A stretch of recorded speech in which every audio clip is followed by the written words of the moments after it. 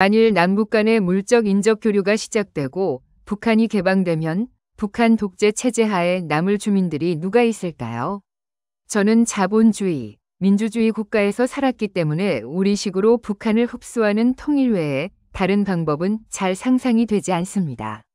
통일 이후의 구체적인 모습을 어떻게 바라보아야 할까요? 네,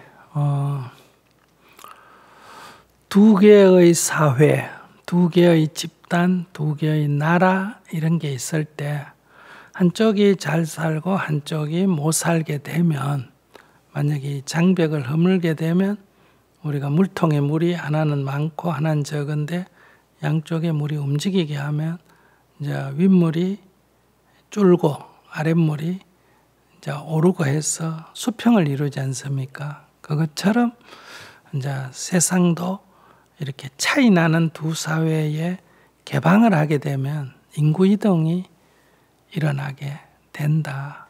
그런데 만약에 A라는 사회가 GDP가 만약에 10,000불이다.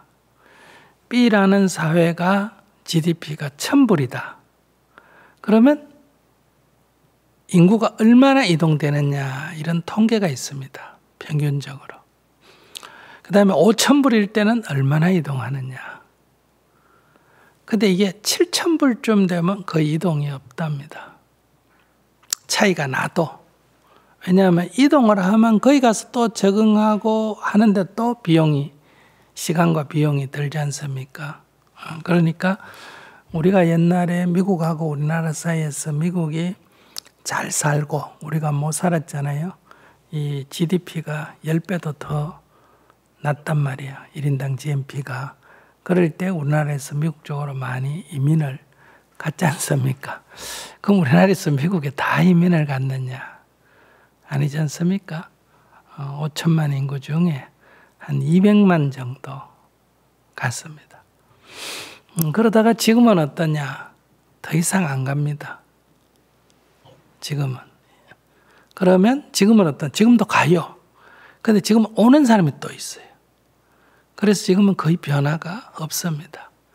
미국의 1인당 GDP가 한 5만 불, 6만 불 수준이고 우리가 지금 한 3만 불 수준이거든요. 한 배 차이가 날 정도인데, 근데 이제 두 번째는 이제 그래서 미국이 아직 선호는 되죠. 그런데 이제 구매력이라 그래가 물가하고 비교해 보면 한 1.5배밖에 차이가 안 나는 편이에요. 그러니까 일본이 우리보다 국민소득이 더 높아도 일본 물가가 우리보다 높기 때문에 구매력 기준으로 하면 우리가 벌써 일본보다 더 잘 산다 이렇게 평가가 되거든요. 그러니까 이제 이거는 선호. 미국을 좋아하는 사람은 가고 미국에 살다가 또 나이 든 사람은 오고 하듯이 이제 이런 교류는 항상 있습니다. 어떤 나라든지. 우리나라에서 태어나가지고 인도 가서 사는 사람도 있고 우리나라에서 태어나가 부탄 가서 사는 사람도 있거든요. 그건 잘 살아서 그런 거 아니지 않습니까? 그죠? 그건 자기 기호니까. 그러니까 북한하고 남쪽하고 문호를 열면 다 올 거다. 이런 생각은 자기가 잘못 생각을 한다. 이런 얘기예요. 그러면 지금 러시아가 사는 것도 어렵고 전쟁도 하고 독재고 이러면 러시아 사람들이 다 외국으로 도망가야 될 거 아니에요. 그렇지 않습니다. 나라라는 거는 자기가 살던 땅, 곳을 함부로 버리기가 어렵습니다. 일부 이동을 하죠. 이 정도 이 차이가 난다면.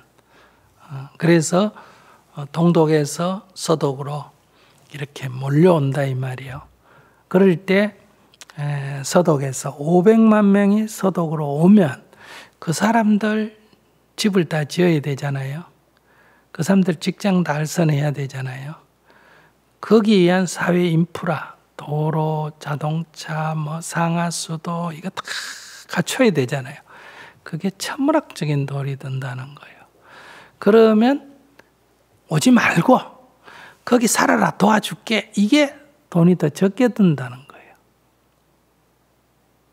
그래서 이거 못 넘어오도록 어떻게 했느냐. 동독의 화폐를 서독의 화폐의 그 당시 국제 시제의 절반밖에 안 됐는데 동격으로 처리해 줬어요. 그러니까 동독 사람은 가만히 앉아가 몇 배 돈을 벌었다. 2배, 자기 가진 돈의 2배를 벌었죠. 그 다음에 또 화폐를 교환하는데 1인당 얼마까지만 정했어요. 예를 들면 우리로 치면 뭐 1,000만 원까지만 바꿔준다. 이렇게 정해놓고 실제로 이제 돈 없는 사람, 1,000만 원 없는 사람 있겠지만 몇 억 있는 사람도 있을 거 아니에요. 당 간부들, 이런 사람들은. 그런 사람들은 이제 없는 사람한테 돈을 줘가 네 명의로 바꿔라. 그러니까 달라. 이런 일이 많이 일어날 거 아니에요. 이런 걸 일일이 밝히지 않은 거예요. 그러니까 그 공산당의 그 지배 세력들도 이익이 좀 생겨야 단 불만을 덜 토로할 거 아니겠어요. 그래서 사회를 일단 안정시키고 그래도 오는 사람이 있죠. 그래도 오는 사람은 이제 몇십만 명은 받아서 대응을 하고 그 다음에 이제 동독에다가 인프라 계속 도로를 설치하고 이렇게 해서 이제 20년이 지나도 아직 지금 30년이 지나 20년이 지나도 아직 내가 갔을 때는 20년이 지났는데도 아직 양쪽에 가보면 아직 환경이 차이가 나거든요. 이걸 다 개발하려면 시간이 많이 걸리니까 지금은 이제 거의 많은 차이가 없어진 상태다. 지금 30년이 넘었지 않습니까? 그러니까 이런 것이 일어날 수밖에 없다. 이런 얘기예요. 그래서 뭐 다 온다 이런 거는 꼭 그렇지만은 않다. 일단 많이 몰려온다. 이건 사실이다. 그래서 현재 우리 경제력으로 북한에서 500만 정도 몰려내려온다. 그러면 우리가 감당할 수 있겠느냐? 현재 많은 경제학자들이 감당할 수가 없다. 이렇게 평가를 하고 있습니다. 그러면 이제 감당할 수 없기 때문에 통일을 안 해야 되느냐? 이렇게 생각하시면 안 돼요. 그러니까 감당할 수가 없기 때문에 우리가 억지로 북한을 무너뜨리고 통일을 하는 것은 바람직하지가 않다. 이런 얘기예요. 그러니까 자꾸 북한을 무너뜨리려고 할 필요는 없다. 이런 얘기. 왜냐하면 저절로 무너져도 감당하기가 어렵다. 이런 얘기인데 만약에 북한이 저절로 무너져 우리는 무너뜨릴 의도가 전혀 없었는데 동독처럼 저절로 무너져가 넘어오면 어떡하느냐. 그러면 우리가 감당할 수 없으니까 휴전선을 군대로 막아가 못 넘어오게 해야 되느냐. 이거는 인도주의 원칙에 안 맞습니다. 그래서 제가 독일의 장관에게 그러면 안 하면 통일을 안 하면 될 거 아니냐. 제가 그랬어요. 그랬더니 서독은 통일을 하려고 안 했다는 거예요. 그런데 동독 사람들이 투표를 내가 하자 이렇게 결론을 내버린 거예요. 그러고는 넘어오니까 그분이 얘기가 그래요. 저 사람들이 총을 들고 넘어오면 총으로 갖고 막으면 되는데 그분 표현은 그래요. 숟가락을 들고 넘어오는데 어떻게 총으로 막느냐. 이렇게 표현을 했어요. 그거는 막을 방법이 없다. 이런 얘기예요. 그럴 때는 우리가 어렵더라도 감당을 해야 된다는 거예요.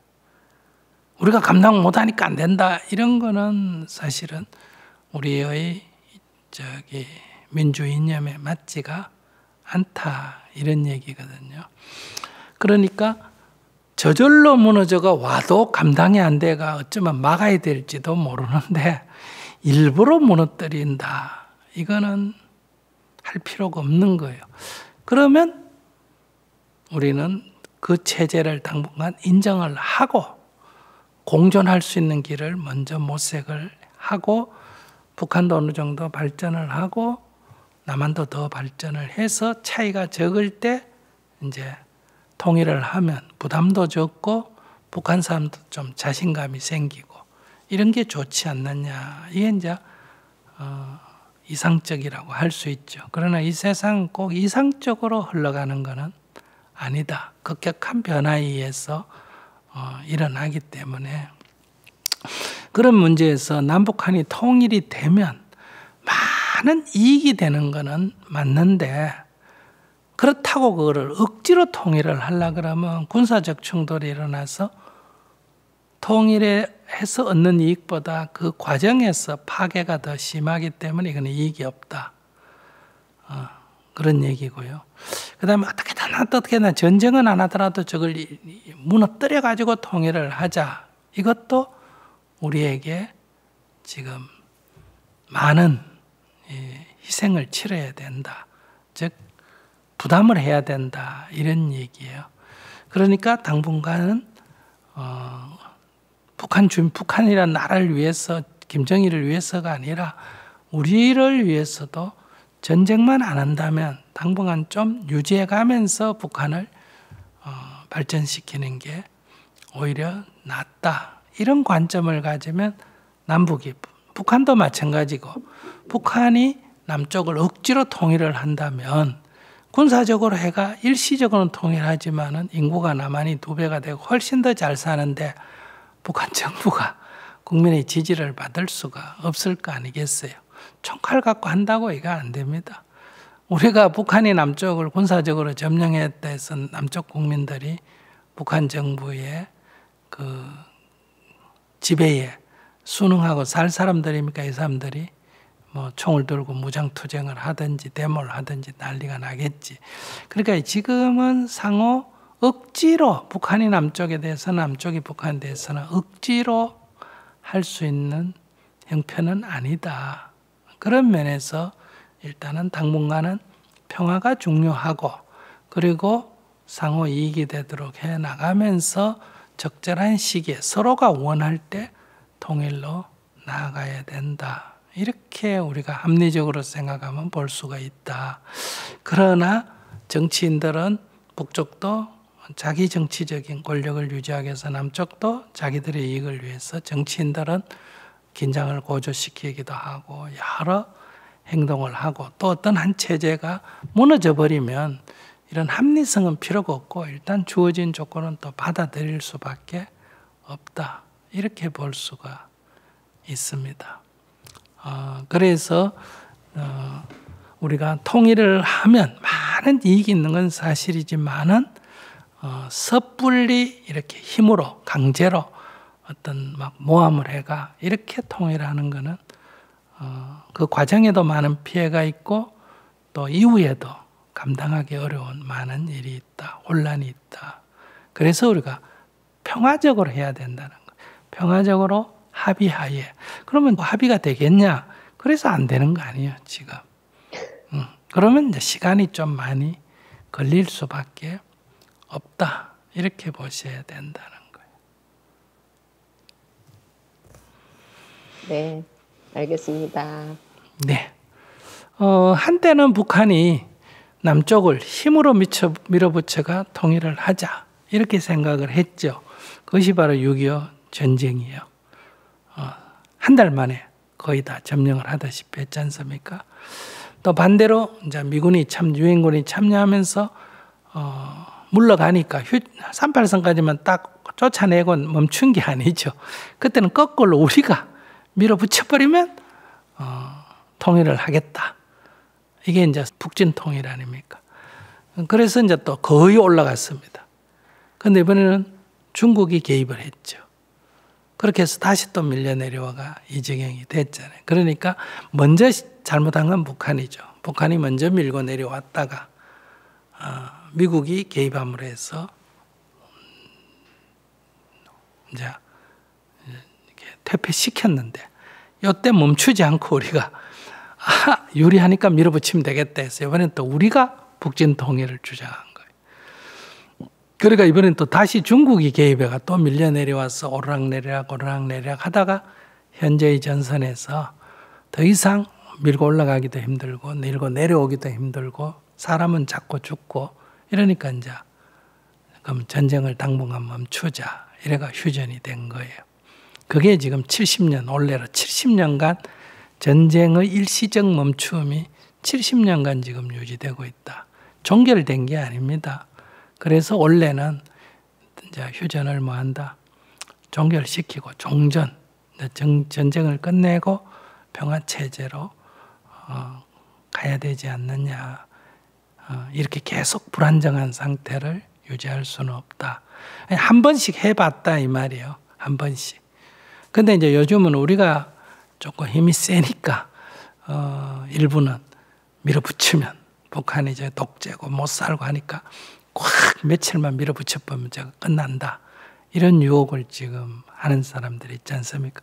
그게 똑같이 73년 전에 북한이 남쪽에서 막 데모도 하고 못 살고 이러니까 확 밀어붙여 보면 가능하다. 이랬는데 그게 예상대로 안 돼가 300만이나 죽고 엄청난 피해를 입었잖아요. 그러니까 이런 전쟁의 유혹에 빠지면 안 된다. 아무리 여러 가지 불만이 지금 있다 하더라도 섣불리 전쟁하자는 것은 예측대로 안 됩니다. 그 큰 러시아가 우크라이나 그 일주일이면 확 밀어버릴 것 같은데 또 안 되지 않습니까? 그죠? 이 전쟁이란 건 생각대로 그렇게 안 됩니다. 근데도 우리 사회는 이렇게 자꾸 전쟁을 쉽게 생각하고 아직 한번 하지 이렇게 생각하고 평화를 생각하는 사람을 자꾸 겁쟁이라고 얘기하고 이것은 잘못된 생각이다. 어떤 두려움 때문에가 아니라 전쟁이라는 것은 예기치 못하는 많은 그 고통을 동반하게 된다. 그래서 우리가 안 해봤으면 몰라도 이미 상방이 한번 해봤잖아요. 그런 거를 2번 한다는 것은 어리석다. 이렇게 볼 수가 있습니다. 그러니까 지금은 북쪽이 남쪽을 일방적으로 군사적으로, 남쪽이 북쪽을 군사적으로 하는 것은 올바르지 않다. 이렇게 되면 서로 평화를 유지해야 되는데 서로 지금 불신하잖아요. 우리는 북쪽에서 남쪽을 쳐들어올지도 모른다. 북쪽은 또 남쪽이 미국하고 연합회가 자기들을 쳐들어올지 모른다. 지금 이렇게 돼 있거든요. 그래서 지금 군비를 서로 계속 증강하고 있는 거예요. 어제 신문에 여러분들 보셨죠? 외국인이 쓴 글에 한국에서 지금 서울에 살고 있는데 전쟁이 나면 살아날 확률이 어느 정도 되느냐? 제로하고 물음표를 붙였습니다. 전 세계 이렇게 좁은 곳에 이렇게 많은 화력이 집중된 데는 없다는 거예요.